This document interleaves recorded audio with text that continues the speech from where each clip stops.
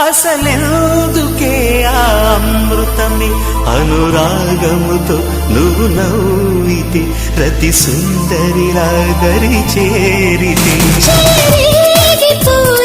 యవ్వనమే మద కోరికతో మాట్లాడితే ಹೊಸ చూపులతో తాకితే నేను ఆని తేలి సోలిపోని